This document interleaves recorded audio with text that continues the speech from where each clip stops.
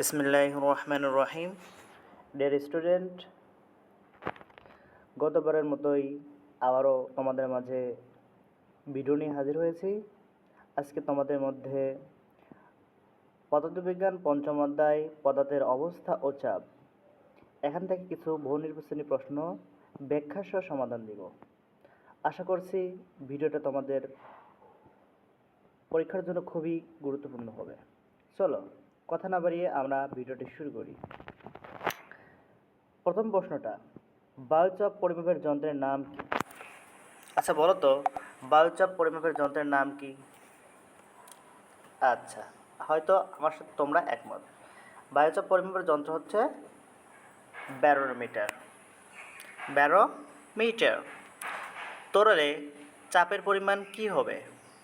গভীরতার সমানুপাতিক, ক্ষেত্রফলের সমানুপাতিক, ঘনত্বের ব্যস্তানুপাতিক, নাকি অবিকর্ষ ত্বরণের সমান? আচ্ছা চলো, তরলের চাপের পরিমাণ নির্ণয় করার সূত্র কি? পি ইজ ইকুয়াল টু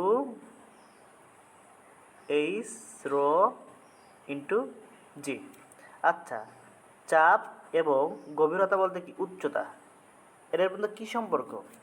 সমানুপাতিক সম্পর্ক না? সমানুপাতিক সম্পর্ক। অতএব চাপ P is proportional to H, তাহলে সমানুপাতিক সম্পর্ক। ডান। তাহলে অ্যান্সারটা হচ্ছে গভীরতার বা উচ্চতার সমানুপাতিক। পদার্থের চতুর্থ অবস্থার নাম কি? পদার্থের চতুর্থ অবস্থার নাম আমরা সবাই জানি, প্লাজমা। আচ্ছা, পাত্রের নিম্নতলে কি পরিমাণ চাপ অনুভূত হয়? এখানে একটা পাত্র দেওয়া আছে এবং এর উচ্চতা দেওয়া আছে কত? এর উচ্চতা দেওয়া আছে 0.2 মিটার।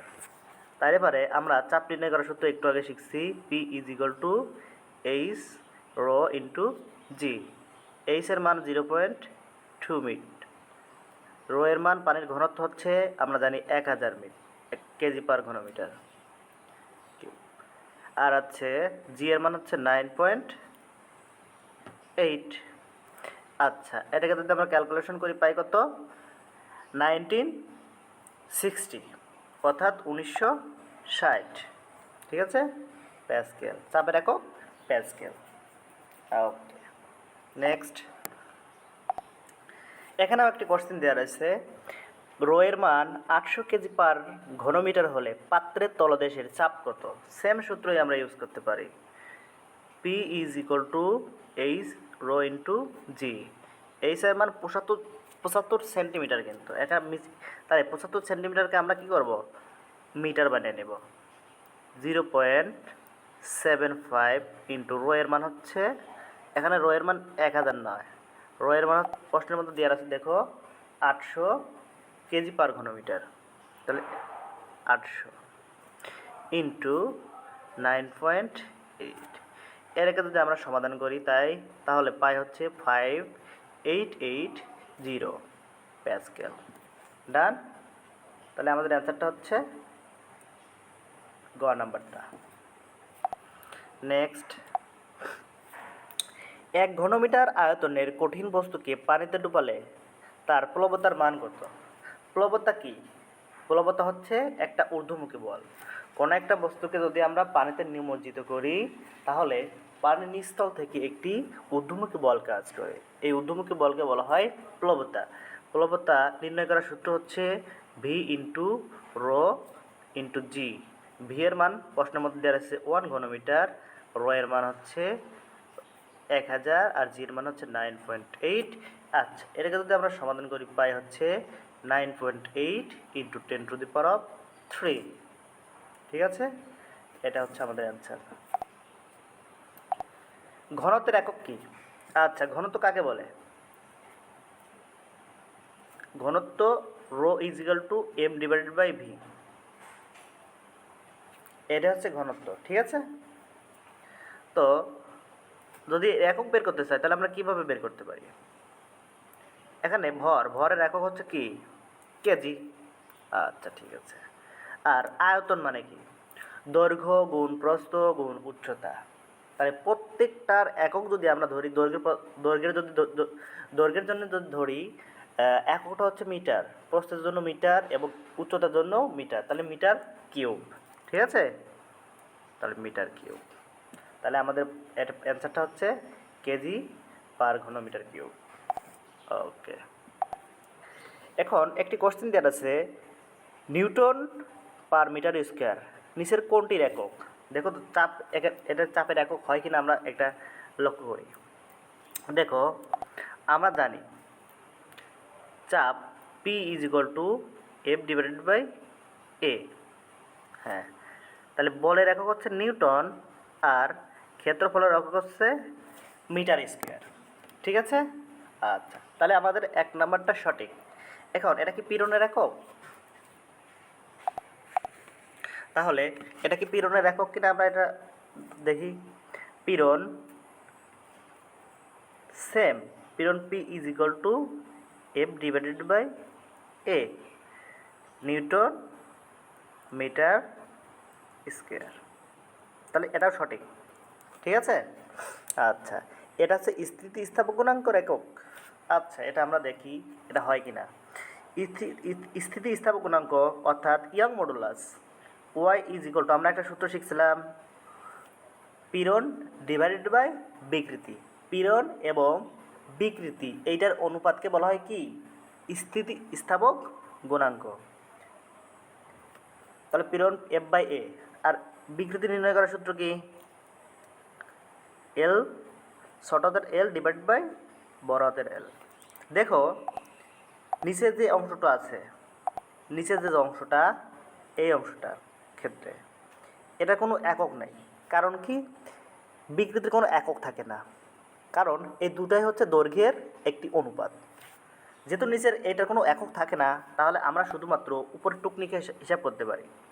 উপরের টুক আছে কত? বলের একক হচ্ছে নিউটন আর ক্ষেত্রফল একক হচ্ছে মিটার স্কোয়ার। তাহলে আমরা এখান থেকে সিদ্ধান্ত নিতে পারি যে নিউটন পার মিটার স্কোয়ার কোনটির একক? এটা চাপেরও একক, এটা পীড়নেরও একক, এটা স্থিতিস্থাপক গুণাঙ্কেরও একক। তাহলে আমাদের অ্যান্সারটা সবগুলো ঠিক আছে। আচ্ছা, এটা যদি আমরা ইরেজ করে দেই। আচ্ছা, তাহলে একটি পুকুরের গভীরতা 3 মিটার হলে উহার তলদেশের চাপ কত? আচ্ছা, এটা যদি আমরা সলভ করতে চাই তাহলে পাই পুকুরের তলদেশের চাপ নির্ণয় করার সূত্র P is equal to h into rho জি।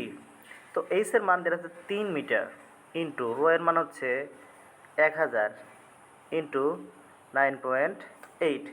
এটাকে যদি আমরা ক্যালকুলেশন করি তাহলে পাইছে 2.94 ইন্টু 10⁴ 2.94 কত? 2.94 ইন্টু 10⁴ এত প্যাসকেল। তাহলে আমাদের অ্যান্সারটা হচ্ছে ক নাম্বারটা। প্লবতা হলো কি? আগেই বলছি যে প্লবতা হচ্ছে একটা লব্ধি ঊর্ধ্বমুখী বল। ঠিক আছে, প্লবতা নির্ণয় করার সূত্র একটু আগে একটা ম্যাথ সলভ করেছি, ভি রো জি। 1 নাম্বারটা কি? বস্তু কর্তৃক অপসারিত প্রবাহের ওজন? না, এটা হচ্ছে ভুল। তাহলে আমাদের অ্যান্সারটা হচ্ছে 1 এবং 2, সরি 2 এবং 3। আচ্ছা, নেক্সট কোশ্চেনটা।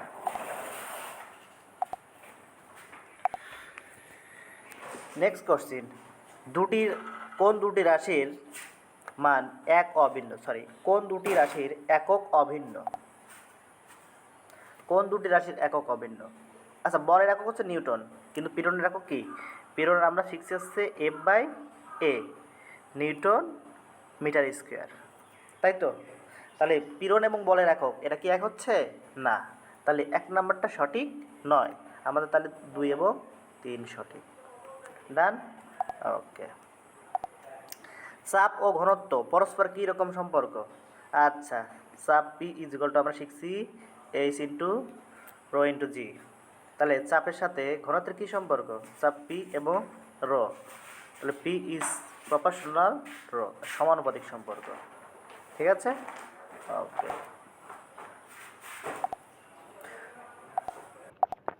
বস্তুর ওজন তরলের প্লবতার চেয়ে বেশি হলে কোনটি ঘটবে? আচ্ছা, প্লবতা হচ্ছে ঊর্ধ্বমুখী বল। কোনো একটা বস্তুর ওজন যদি বেশি হয়, মনে করে একটা বস্তু এই ওজন যদি বেশি হয় আর প্লবতা অর্থাৎ ঊর্ধ্বমুখী বল এটা যদি কম হয়, তাহলে বস্তুর ওজনটা বেশি আর প্রবণতাটা ঊর্ধ্বমুখী বলটা কি, সরি এখানে উল্টো আসছে, বস্তুর ওজন, হ্যাঁ বস্তুর ওজনটা বেশি আর প্রবণতাটা কম, তাহলে বস্তুটা কী হয়ে যাবে, অবশ্যই ডুবে যাবে, তাহলে এই তরলে সম্পূর্ণরূপে ডুবে যাবে। ওকে, 1 প্যাসকেল সমান সমান কত?